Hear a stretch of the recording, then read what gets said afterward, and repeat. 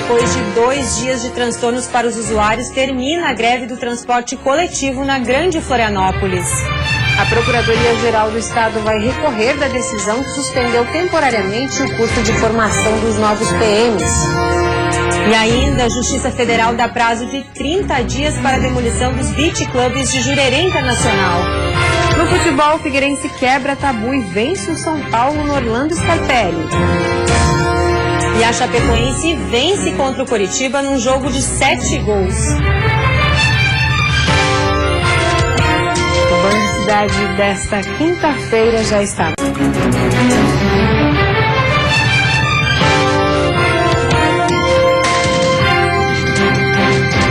Olá, boa noite. Olá, boa noite. Depois de um acordo entre as partes, terminou na capital a greve do transporte coletivo. Foram 2 dias de transtornos para os usuários. Os ônibus não circularam durante a terça e quarta-feira. Após acordo ontem à noite, o Sindicato dos Trabalhadores e das Empresas entraram em acordo.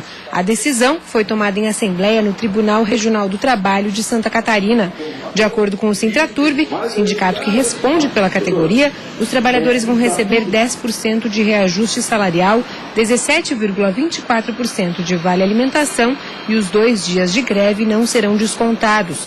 Apesar da determinação do Tribunal Regional do Trabalho de Santa Catarina de que nesta quarta os ônibus deveriam atender a população com horário de sábado, a maioria das empresas da Grande Florianópolis descumpriu a medida. Os ônibus só voltaram a circular hoje pela manhã após o acordo.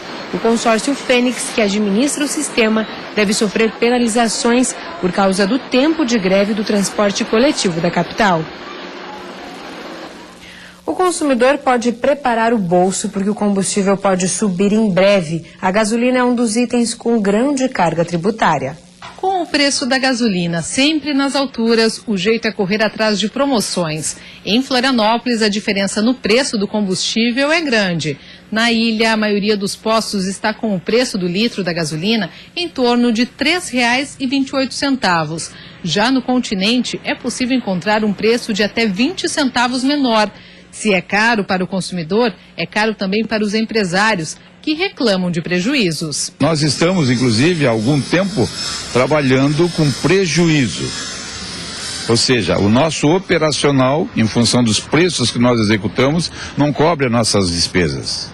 Hoje, o preço da gasolina correto, para que o empresário deste ramo tivesse uma rentabilidade em torno de 15% bruto, seria uma gasolina na faixa de R$ 3,70.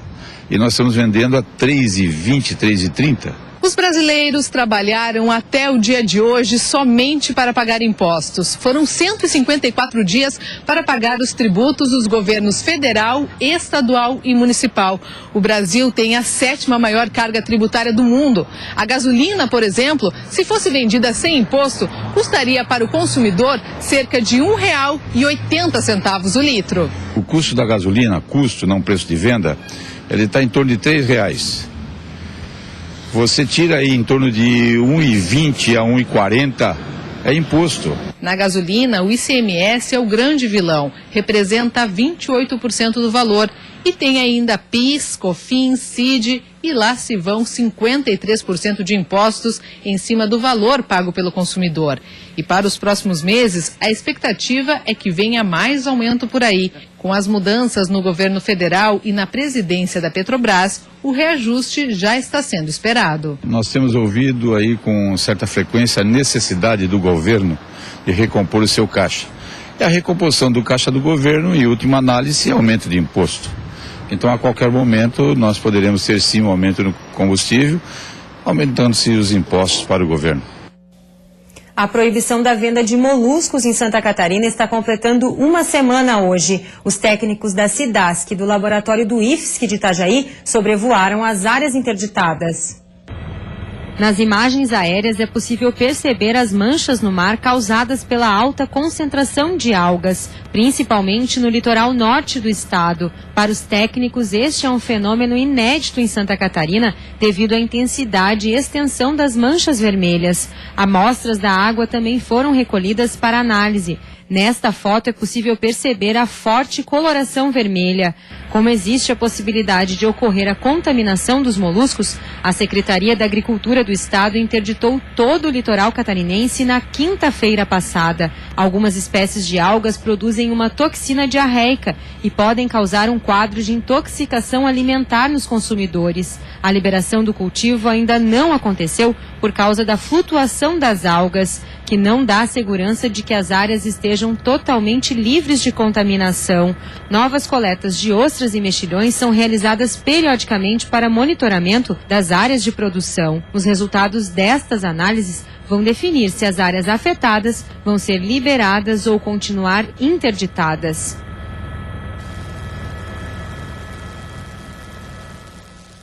E a seguir, Justiça dá prazo de 30 dias para a demolição de beach clubs em Jurerê Internacional. E ainda sobe para 39 o número de mortes pelo vírus influenza no estado.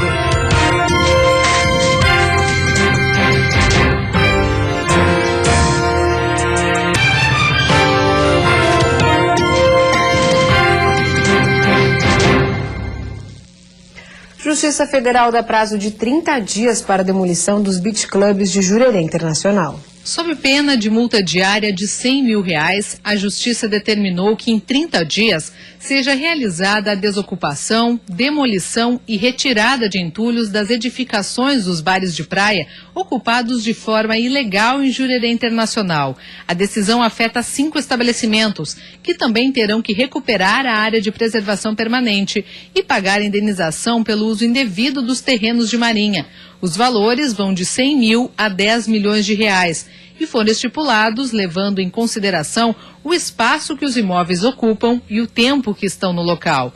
Os recursos serão destinados para obras de proteção ambiental na região de Jurerê. A Justiça Federal determinou ainda que a Prefeitura e a Floran declarem nulas as licenças, alvarás, autorizações e permissões dos beach clubs. Os réus ainda podem recorrer da sentença. Subiu para 39 o número de mortes causadas pelo vírus influenza em Santa Catarina. Apenas uma delas foi causada pelo subtipo B e o restante por complicações da gripe A. As regiões de Blumenau, Joinville e Lages concentram o maior número de casos confirmados até o momento. Os vírus do tipo influenza circulam durante todo o ano, principalmente no inverno, quando as pessoas se abrigam do frio em ambientes fechados, o que favorece a transmissão do vírus. Já passa de 4.200 o número de casos confirmados de dengue no estado. Nos últimos 15 dias, mais de 30 pacientes receberam um resultado positivo da doença. Do início do ano até o final do mês de maio, foram notificados 12.145 casos suspeitos de dengue. Deste total, 4.231 foram confirmados, sendo que 92% dos pacientes contraíram a doença dentro do estado, em 25 cidades. O município de Pinhalzinho ainda possui o maior número de casos da doença. A única morte registrada em Santa Catarina em decorrência da dengue foi em Chapecó. O número de casos de dengue nestes 5 meses do ano já supera todo o ano passado, quando foram registrados 9.043 casos. Atualmente, há 46 municípios considerados infestados pelo mosquito Aedes aegypti. E aumentou também o número de casos de febre chikungunya no estado. Dos 519 casos suspeitos diagnosticados neste ano, 49 foram confirmados, sendo a grande maioria, 96%, importados de outros estados. Em 2015, o número de casos da doença confirmados no estado chegou a 8. Já de Zika vírus, do início do ano até agora, foram notificados 355 casos suspeitos. Destes, 39 foram confirmados. 87% dos pacientes contraíram a doença em Santa Catarina. Em todo o ano passado, 10 casos de Zika vírus foram confirmados.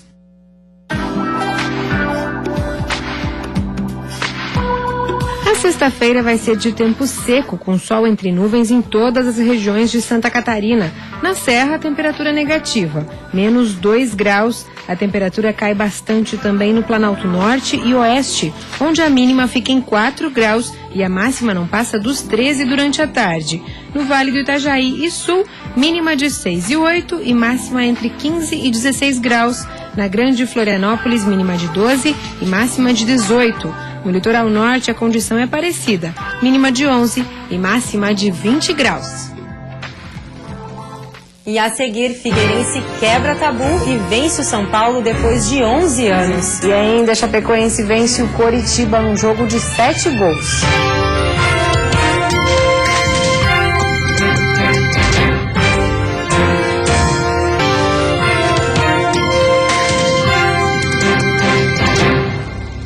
Futebol. O Figueirense quebra um tabu e vence o São Paulo depois de quase 11 anos de jejum.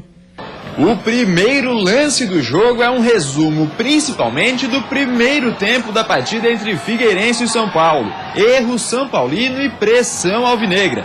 Foi assim que o Figueirense dominou totalmente o tricolor paulista na primeira etapa. Com menos de 2 minutos de jogo, o Figueira já pedia pênalti nesse lance. A marcação alta do time da casa encurralou os visitantes, que erravam na saída de bola e davam a chance do Figueira finalizar. Até que aos 15 minutos, Ayrton lançou o Hermel, que cruzou na área, e Rafael Moura, com todo o tempo e liberdade do mundo, cabeceou certeiro, sem chances para o Denis. O primeiro chute São Paulino foi esse, aos 18 minutos de jogo, com Paulo Henrique Ganso, convocado para a seleção horas antes da partida. Enquanto isso, o Figueirense mantinha a pressão e por muito pouco não ampliou. O São Paulo ameaçou reagir no fim do primeiro tempo, primeiro nesse contra-bem e depois nessa bola que caiu nos pés do Centurion, mas o argentino isolou. Defendendo um tabu de 10 anos sem perder para o Figueirense, o São Paulo se lançou ao ataque. Com 4 jogadores na frente, o tricolor pressionava, mas não conseguia finalizar. Enquanto isso, o Figueirense apostava nos contra-ataques. Nessa jogada, o Badi teve tudo para matar o jogo, mas cabeceou muito mal. Enquanto o São Paulo pressionava para manter o tabu, o Figueirense tentava matar a partida nas chances que apareciam. Nessa cobrança de falta, o Ayrton fez o Denis trabalhar. Mas nos minutos finais, esse tabu por muito pouco não permaneceu. O São Paulo criou boas chances e quase chegou ao empate. Primeiro foi o Kelvin, que ficou no travessão.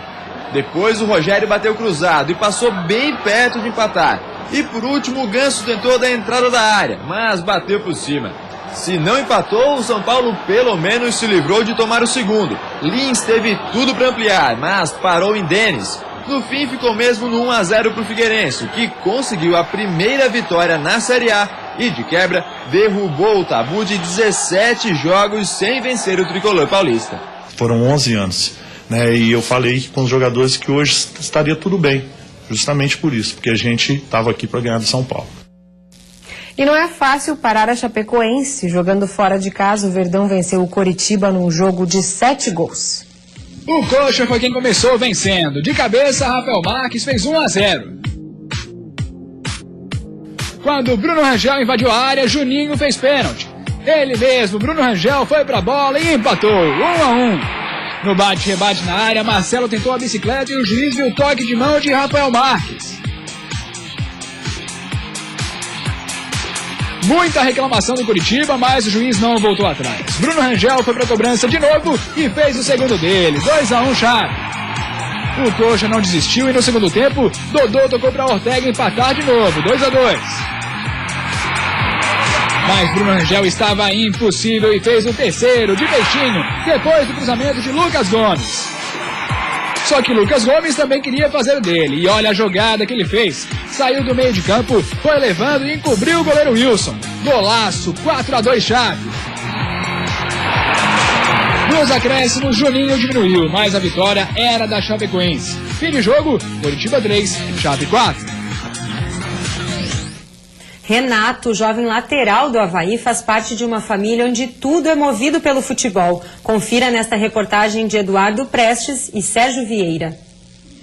Esse é o José Renato da Silva, famoso jogador de futebol do Botafogo de Alagoas. Tudo bem, é o time master, já que ele já tem 50 anos de idade. Mas a categoria diz ele que ainda não perdeu. Eu queria que meu filho jogasse, eu vou torcer que ele chegue igual a mim. porque ele já é um craque, vai ser mais ainda. O filho dele, o torcedor havaiano, conhece bem. É o lateral direito Renato, que na verdade para a família é o Júnior. Já deu para perceber que tudo nessa família é movido pelo futebol. Se hoje o Renato é um jogador profissional, ele deve muito ao seu José Renato, que não pôde realizar o sonho de ser um jogador, mas garantiu ao filho essa oportunidade. Meu pai, aqueles cara bruto, hoje tem 83 anos, aqueles cara bruto, futebol para ele era para maloqueiro. Hoje não, tá totalmente diferente. Hoje em dia os pais trabalham, sacrificam, tiram de dentro de casa para comprar uma chuteirinha pro filho, pagam uma taxa de seja hora qual for para levar para aquela escolinha. Mas no meu tempo, nada era fácil não, cara, era dificuldade. E tudo isso que o seu José Renato fez é reconhecido pelo filho, o Júnior. E eu via isso.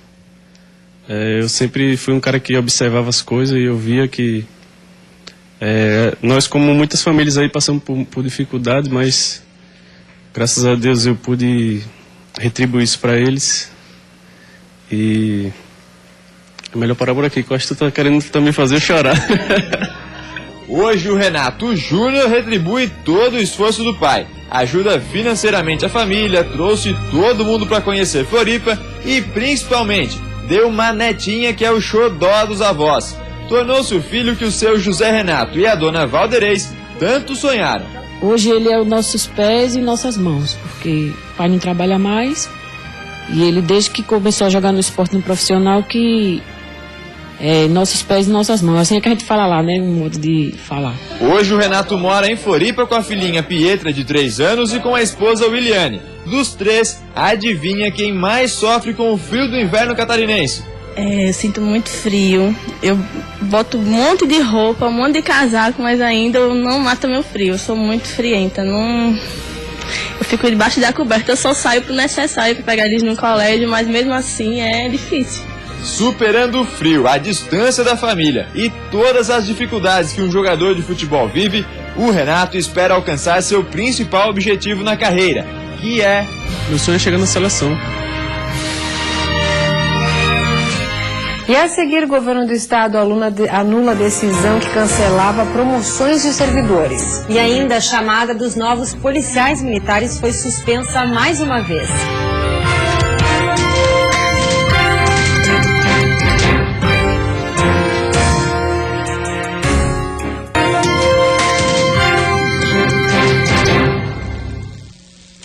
Polêmica. O último concurso da Polícia Militar no estado aconteceu há mais de um ano, mas a chamada dos novos profissionais foi suspensa mais uma vez.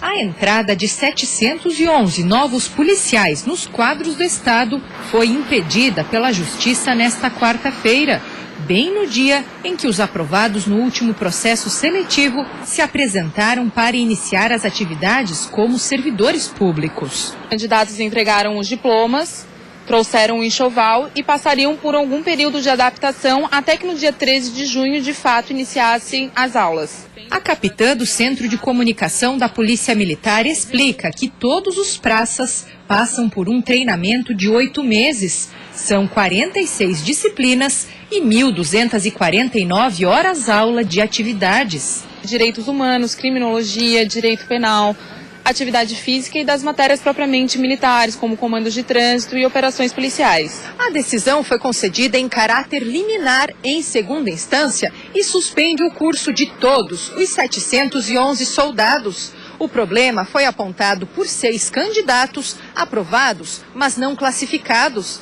Eles alegam que em pelo menos 53 casos há irregularidades na documentação, como, por exemplo, cursos não reconhecidos pelo Ministério da Educação e diferenças no local da residência e o da conclusão do ensino superior. Esses 53 casos haviam conseguido na Justiça liminar de nomeação no último concurso. A posse, matrícula e inclusão na PM aconteceria no primeiro dia de apresentação.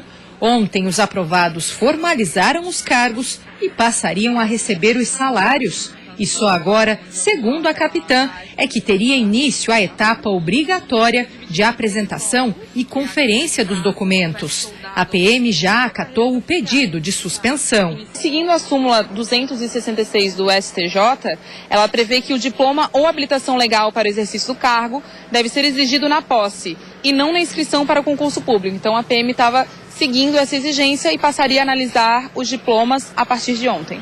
A Procuradoria-Geral do Estado também já foi notificada e deve recorrer.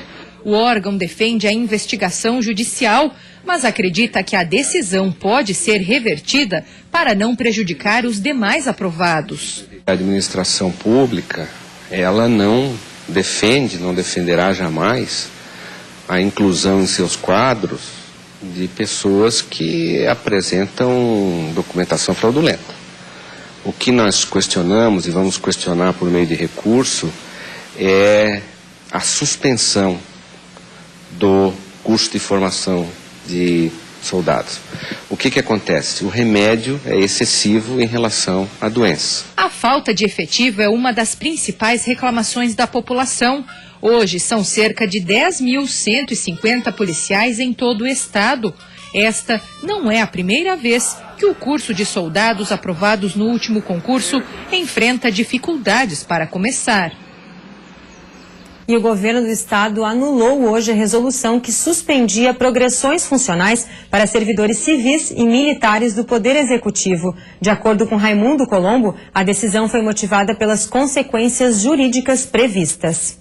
Nós vamos revogar a decisão do grupo gestor, em acordo com o grupo gestor, pela dificuldade de operação e também pelas consequências jurídicas. E nós vamos continuar insistindo na economia e vamos trabalhar para que as nossas decisões sejam eficientes. Nesse momento, a melhor solução é suspender os efeitos. Já está valendo a exigência de habilitação para pilotar motos de até 50 cilindradas. Infração gravíssima, multa de quase R$600 e apreensão. Esta é a pena imposta a partir de hoje para quem for flagrado pilotando as chamadas cinquentinhas sem habilitação. Cerca de 300 mil delas circulam pelo país, quase um terço só no Nordeste. Como ela é um veículo menor, ela tem mais agilidade, o camarada, vamos dizer assim, tem a tendência de se expor em situações de ultrapassagem. Normalmente acontece um nível de acidentes bem maior do que com as outras motos maiores. A lei prevê uma habilitação específica para os pilotos das cinquentinhas, a chamada ACC, a autorização para a condução de ciclomotores, que exige menos horas de aulas práticas e teóricas para ser liberada. Mas são poucas as autoescolas que oferecem esse curso, pela falta de procura. Além de gastar menos tempo, o condutor paga mais barato para tirar a ACC, ao contrário da habilitação convencional, mais cara e com o dobro de horas-aula. Os condutores reconhecem que o documento é necessário, mas reclamam dos custos para obtê-lo, que passam dos R$1.000, quase metade do valor de uma cinquentinha nova. Quantos pais de família, aqui em Salvador vai ter que vender suas motinhas para poder tirar, uma CNH. E vem aí o Jornal da Band. Boa noite para você e até amanhã. Boa noite, até amanhã.